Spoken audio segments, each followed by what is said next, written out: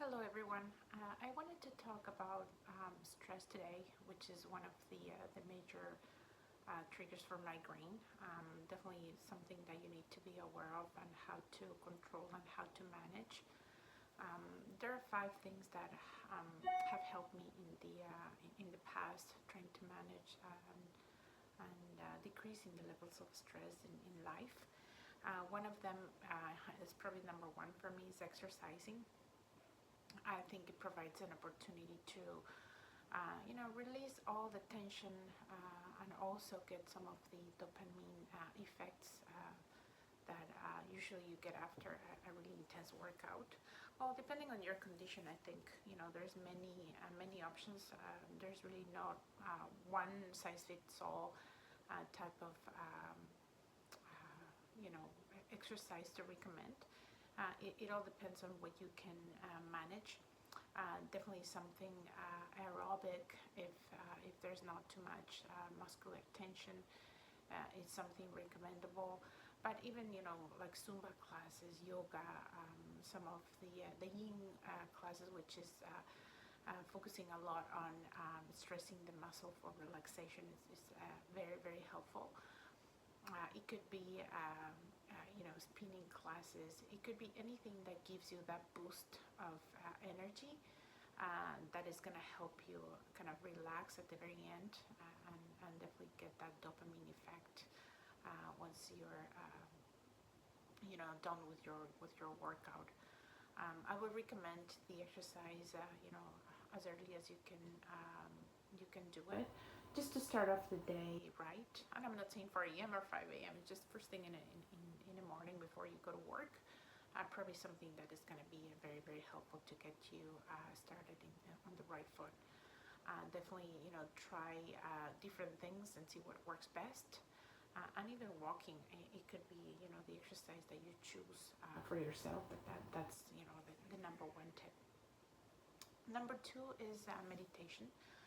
That has been very hard. I'm not sure how you manage your thoughts, but definitely something that I don't do that very well. I tend to kind of focus on too many things at the same time. So guided meditations, and you can find many in YouTube or even Spotify or some of the other venues that where you listen music to. Usually, I can find a really good guided meditation. I would start with something like 10 to 15 minutes, no more than that. Because definitely you need to get used to it. Something that it's probably going to be difficult at the very beginning if you've never done it before, because there's many thoughts that are going to come in your head, and there are many things that are going to pop up, and sometimes you're going to get distracted. The one tip that I can recommend here is try to not to judge. It's okay if your mind goes somewhere else. Just bring it back. Try to notice. And then just try to watch your thoughts like an spectator of a show, and not beat yourself up. That'll happen, and then over time you're going to be able to manage that a little bit more efficiently, and then you're going to be able to control your mind a lot better. But that comes with practice. It's similar to any muscle. You have to practice, and then you have to do a lot of repetition in order for your brain and your mind to know that when you go into meditation is it's the time to calm down and soothe yourself. That's number two. And number three would be something unusual, something that I think it worked for me, and I think it's really important, is gratitude. There are many things that happen in our lives. I understand, it could be that, there's many family issues, loved ones that passed away, loss of a job, or like even your health is definitely something that it's not a nice thing to have in life. But when you focus on gratitude, is like try to find and try to think as hard as you can on the things that you do have.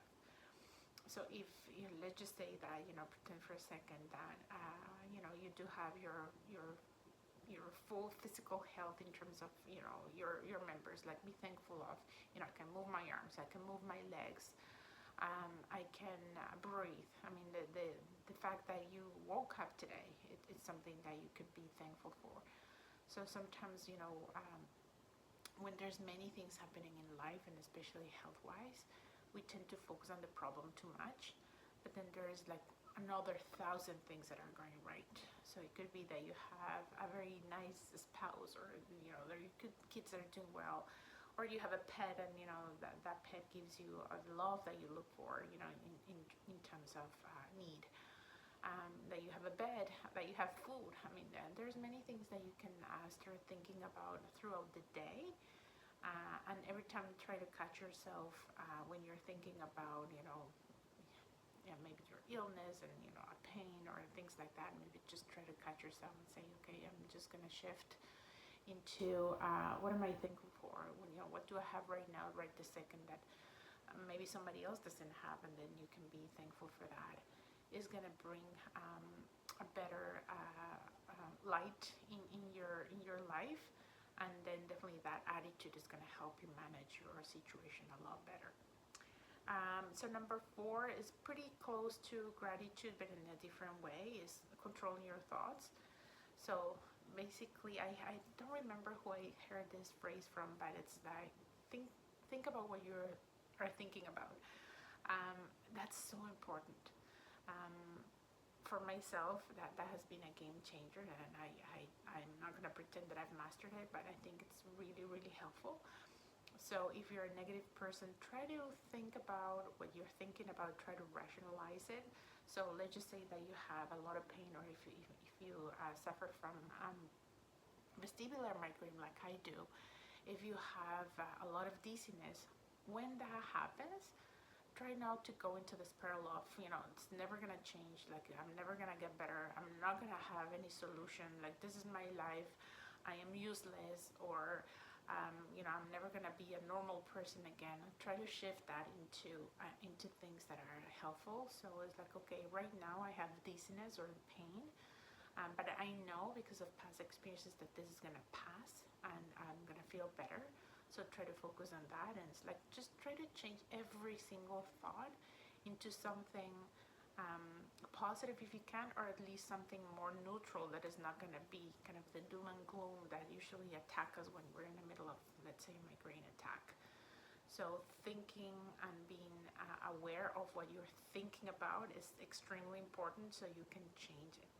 I think it's sometimes we give our brain too much power, but we control it.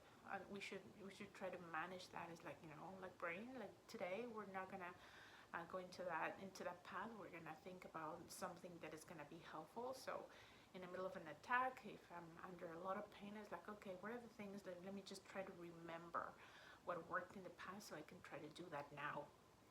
Which is gonna bring me to my last point, or my last tip, which is journaling. I think it's extremely helpful because then you have something in writing that helped you in the past, because sometimes in the middle of the pain or in the middle of the situation, you just don't remember what happened, but then you can always go back to your journal and say, okay, yeah, this is a day that I felt very hopeful, a lot better. It's like, what did I do that day, or what are the things that I need to avoid, or what are the things that worked in the past, what are the things that I can repeat so I can see success again. As I mentioned in a couple other videos, I do have some journals that I put out there. You can look for them as Foggy Brain Migraine in Amazon, but any notebook would do it. It's like basically writing down your thoughts. What I recommend always is try to have a sequence. So when you're trying to trace back your thoughts, maybe you can start off with how I'm feeling today, and then you go into what do I think that maybe trigger the migraine today. What are the things that I'm going to try? And then, if you follow that sequence, it's easier for you to refer back when you're having, that pain, or you're in the middle of that migraine attack. You can take a look at your journal and then see, maybe this is the time when it worked, and, let me see what I did. And then you can trace back, and, that's going to give you a lot of hope. And then that's also going to be ingrained in your brain for next time. So next time, maybe you're not going to go into desperation or despairful thoughts of, doom and gloom. And then you can go directly into, what worked in the past, and I'm just going to go do it. And then you're probably going to shorten the amount of time where you probably are feeling desperation, and you're probably, very frustrated and not knowing what to do. So definitely something that you can consider. So again, I'm gonna just finalize with number 1 was exercise, number 2 meditation, number 3 gratitude, number 4 is thinking what you're thinking about, so changing your thoughts, and lastly journaling. Hopefully you find this helpful, and don't forget to subscribe. Thank you. Bye.